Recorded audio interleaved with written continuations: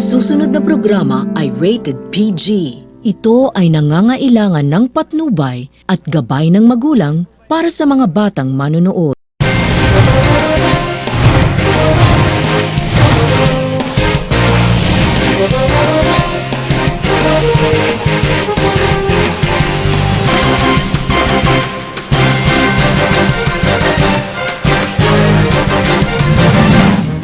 Muli yapon sa mapagpalayang gabi po sa inyong lahat. Araw po ng Sabado, Pebrero 2, 2013. Mula sa Ka-Joyfulness TV News Center sa lungsod ng Maynila, narito ng mga balitang mabilis at impormasyong siksik, liglig at umaapaw kada oras. Ito ang Ka-Joyfulness Balita kada oras sa Ka-Joyfulness TV Manila. Chikungunya outbreak na bataan sa Villarreal, Samar. Nakatutok ngayon ng Department of Health o DOH Region 8 sa Villarreal, Samar dahil sa lumalalang chikungunya outbreak sa lugar. Ito ay matapos na iulat na 7 barangay na ang apektado ng naturang sakit. Base sa talaan, sinabi ni Bryant Labastida, Information Officer ng DOH Region 8, umabot na sa 535 ang kabuuang bilang ng mga positibo sa sakit na ito. Agad na nawagan ng DOH sa mga tao lalo na sa Samar na maglinis ng paligid at magpagid para mamatay ang mga lamok at na nagdadala ng sakit na ito. Ang chikungunya fever ay isang uri ng sakit na nakukuha sa kagat ng lamok at ang mga sintomas ay katulad ng mga nakikita sa dengue fever bukod sa pagdurugo. Samantala, Iman Jake Viaco tatakbo bilang student council member. Labis na ang pagkakatuwa ni Iman Jake Viaco na malapit na ang eleksyon sa Student Council ng Batasan Hills National High School. Sa exclusive interview ng Ka-Joyfulness News, mula filing ng Certificate of Candidacy hanggang proclamation rally, hindi pa rin sumusuko si Iman Jake Viaco sa laban niya para manalo bilang isang miyembro ng Student Council. Sinabi ni Jake na kampanteng manalo siya sa eleksyon. Samantala, kinumpirma ni Jake na isa ng tunay na Roman Catholic noong Enero of 26 sa parokya ni Kristong Hari. Iginit ni Jake na mananatili siyang anti-RH at divorce bills. Si Man Jake ay isa sa mga unang talents ng Ka-Joyfulness TV Manila mula nung nagsimula noong July 23 noong nakarang taon. On-leave muna siya sa network dahil sa commitments sa school.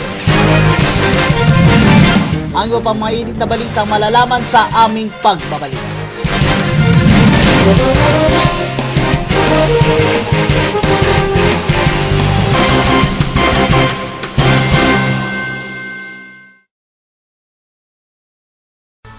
Ha?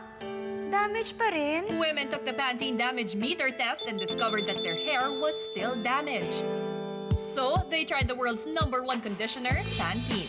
Its unique provitamin formula repairs damage up to the tips. In fact, 8 out of 10 women who tried it will switch to Pantene. Damage? No worries. So healthy. Ang ganda. We are Pantene women and we get unbeatable damage protection from the world's #1 Pantene conditioner. Bakit the best ang Pasko sa Pilipinas?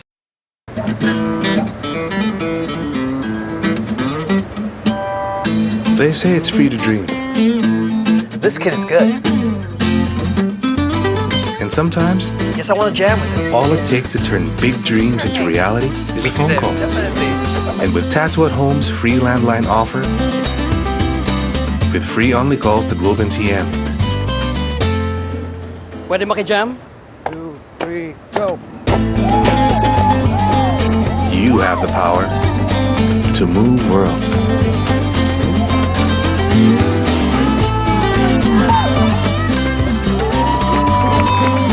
Tattoo at Home. Live without limits.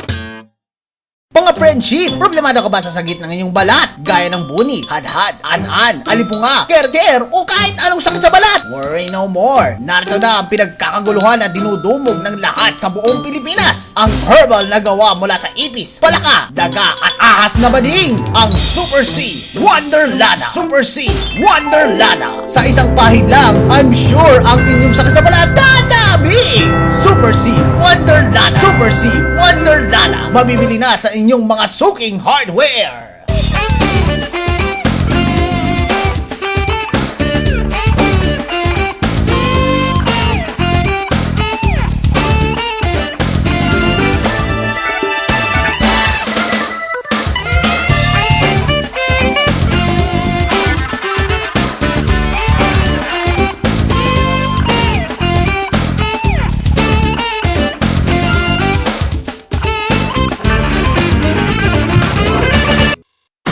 pilit na si Toto.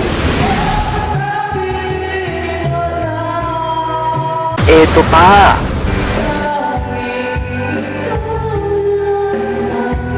Eto pa. Marami pa ito. Abangan dito lang sa Toto Music. Pilitang hindi pinapaw. Sa Ka-Joyfulness TV.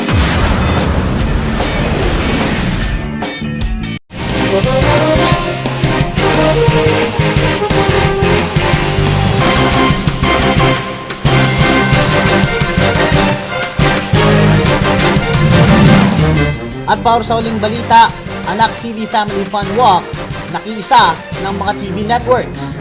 Nakiisa ang TV network sa pagsuporta sa naisagawang Anak TV Family Fun Walk nung nakaraang linggo sa UP Diliman Campus. Bata, matanda, tatay, nanay at anak ay naglakad para sa maayos at responsableng panonood sa telebisyon. Isinusulong kasi ng Anak TV, pati ng MTRCB ang mga child-friendly shows na ipinapalabas sa mga malalaki at maliliit na networks. Kasama din sa Family Fun Walk ang mga maglalaki ang artista at executives ng TV networks katulad ng ABS-CBN, GMA, TV5, PTV at iba pa. May mga booths na maaari ma-enjoy ng mga pamilya katulad lamang ng photo booth, medical mission, storytelling at sports training. At yan ang Ka-Joyfulness Balita kada oras sa Ka-Joyfulness TV Manila. Balita kada minuto, mahalaga, impormasyong mabilis at maasahan. Magbabalik po kami sa mga susunod pang araw. Manatili pong nakaantabay sa Ka-Joyfulness TV Manila News and Public Affairs o bisitahin ang aming online page para sa iba pang mga istorya at mga mahalagang impormasyon. Muli ito po si Ramil Espina, naniniwalang ang pag-ibig ay magsisilbing gabay ng liwanag. Phil Harshalik Medang, Ale Glory Andro.